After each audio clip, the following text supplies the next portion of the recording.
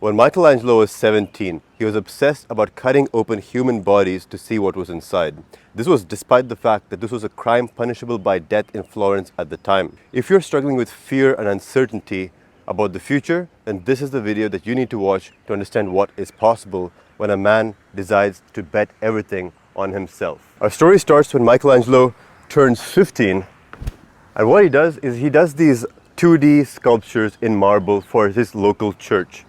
As he's doing this, his talent is of course recognized, and he gets a first big commission of a 9-foot tall Hercules statue.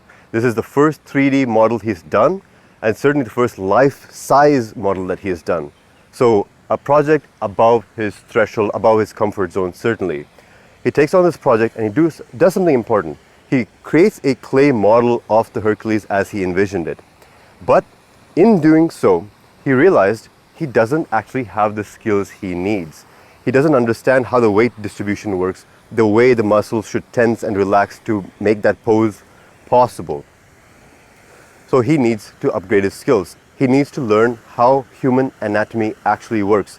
And at the time, there was no resources that could teach him this. There was no professors he could go to, no books that he could read. He needed to create the body of knowledge needed to pull this off. And the money situation, this made it even more challenging. So the commissioner who commissioned him to make this Hercules did not pay for the raw material. So he didn't have the marble to begin with. So he had to go and buy his own marble, which was at the time and now very expensive. So Michelangelo has been saving money for the past 2 years, trying to save every single penny that he can. And he saves up a total of 4 gold florins, the currency at the time. So 2 years of savings, 4 gold florins, spends it on a big block of marble without having ever done that kind of a project before. That's the kind of man who bets on himself. Now he doesn't have the skills, he doesn't have savings anymore. His father was adamantly against this project. Why? Because it's risky. The father was like, hey, you should just go into the family business. Just do what's tested. Just do the thing which is safe. But Michelangelo was not comfortable, or he wasn't willing to take that path. Instead, he did what was not comfortable. He bet his life savings and had this marble. Now, the skill issue. How does he address this? He decides that he needs to understand the underlying mechanism of what makes the skin take the form that it takes. Michelangelo didn't understand what it took to make a truly lifelike sculpture, with the veins and the muscles and the tendons and the ligaments actually in place with the correct amount of strain. So he had to dissect human bodies. How does he get them? Well, he couldn't access the dead bodies of the rich because these graves were in family graves and these were well protected. He couldn't access the graves of the middle class folk simply because, well, they had these elaborate rituals with which they would bury them, and he was afraid to incur some kind of curse. He would be limited to the corpses of the beggars and the orphans, the unwanted corpses of Florence. So he would go at night into the charity hospital and into the morgue, snuck in, and he would carry this candle. When that candle starts to go out, it means his time is up and he needs to leave in case he gets discovered.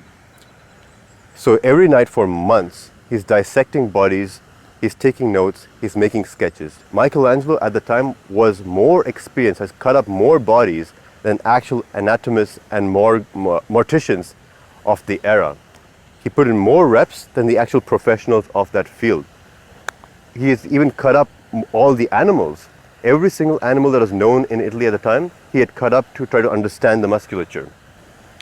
So once he returns to that clay model now, after months, if not a year of training and looking at the actual insides of the bodies, he finally understood what he needed to do. He understood how the weight balance of that clay sculpture worked. He understood what ligaments should be taut, what should be relaxed, which muscles would be acting as he built out this Hercules. Then it's the time to take that clay model and make it the 9-foot marble model. And he still doesn't have experience with this, so he makes a grave mistake.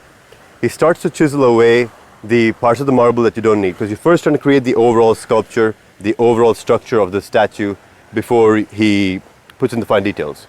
In so doing, he goes way too narrow on the neck. what you're supposed to do is leave a good amount of marble around the neck so that any tremors going from below the body to the above wouldn't just break the head off. But he didn't know, so he went too deep. As he's sculpting the shoulder musculature of the Hercules, he realizes that the tremors were traveling up the neck and kind of shaking the head. But luck would be with him, and the head did not fall off. Hercules kept his head, and Michelangelo kept his commission. He was able to sell that piece for 100 florins. He invested 4 florins in and got 100 out. 25x return on his investment. But that's just the beginning of Michelangelo's career. In fact, this is the most crudest of his sculptures. He would go on the next 4 years to sculpt the Pieta. And this sculpture, whole new level. And for this sculpture, he's paid 400 gold florins, 100x his initial investment. Now, it would be easy to assume that Michelangelo was just born a genius. And maybe he was, but nobody can deny that he put in the reps. And not just any reps, but the kind of reps that nobody else was willing to put in. In fact, even the tools. He didn't have the tools needed to pull off what he pulled off. So he had to design and invent his own tools in order to do the sculpting that he did. So to recap, Michelangelo starts off without the skills.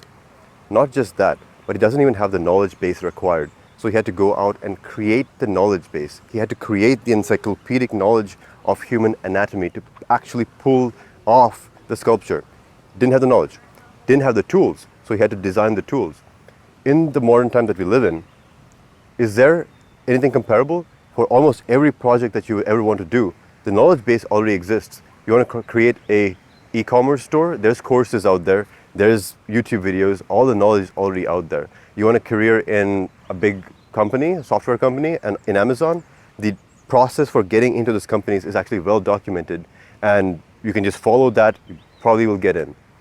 All the problems, all the knowledge-based problems are solved except for the ones which are at the absolute cutting edge of physics. Like, how do you build a Mars colony? Now, that's a problem which hasn't been solved yet, but that too might be solved in the years to come. The tools. We have all the tools we would need to start a business or any other pursuit.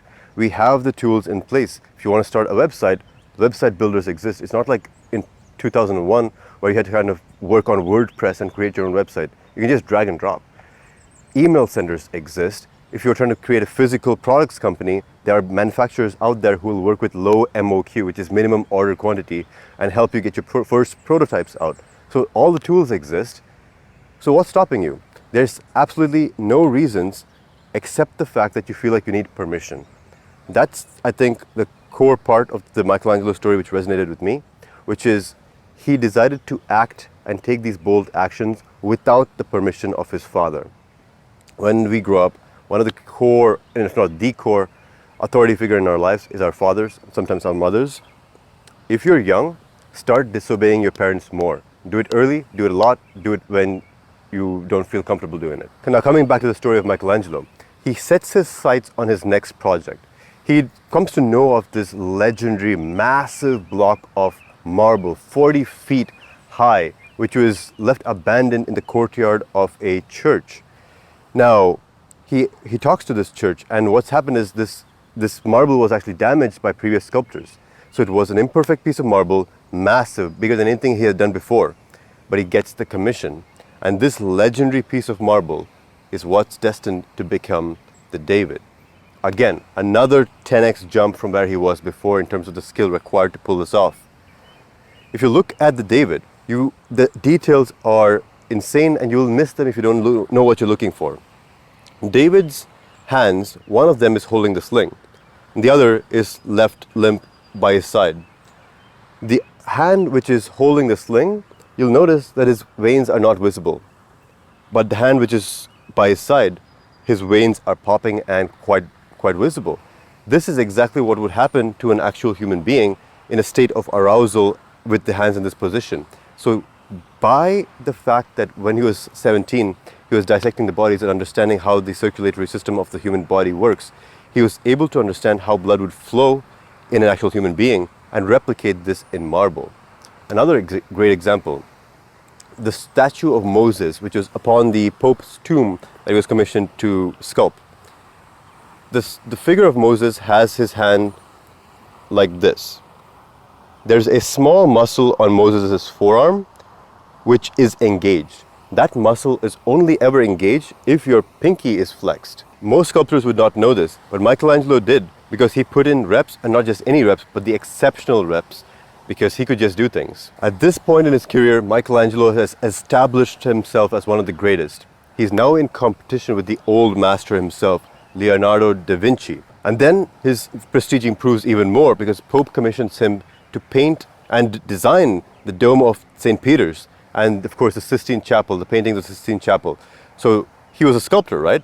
He doesn't know how to paint, so he develops a whole new skill set of painting. And of course he created the masterwork of God creating Adam. He also does the wall of the Sistine Chapel, which is another masterwork. But in so doing, he takes on sacrifice.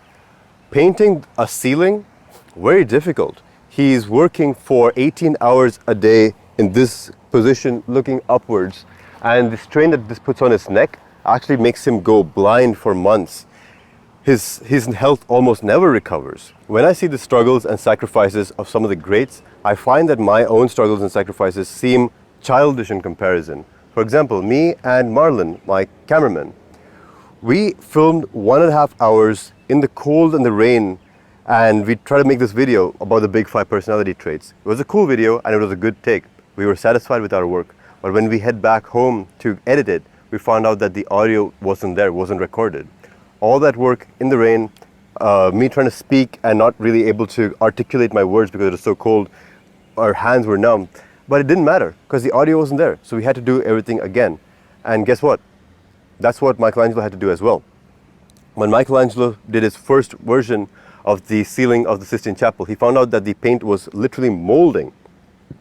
So he had to scrap the entire project, redo all his work, and in fact even invent new paints that wouldn't mold. That's the level of dedication and sacrifice it took for Michelangelo to be great. And that's why it's inspiring to me. You see Michelangelo, this guy who is 17 years of age, he already knew what he wanted to do and is willing to go to whatever lengths it took to make this dream happen. I share this story because Michelangelo exemplifies the idea of that you can just do things.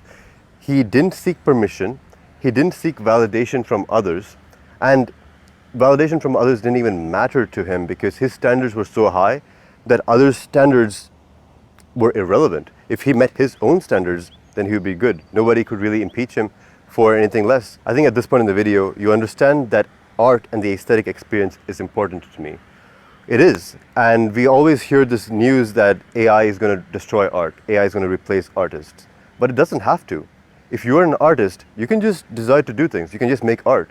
And if you are a businessman or a consumer of art, you can just choose to support those artists. You can just choose to buy art instead of AI slop.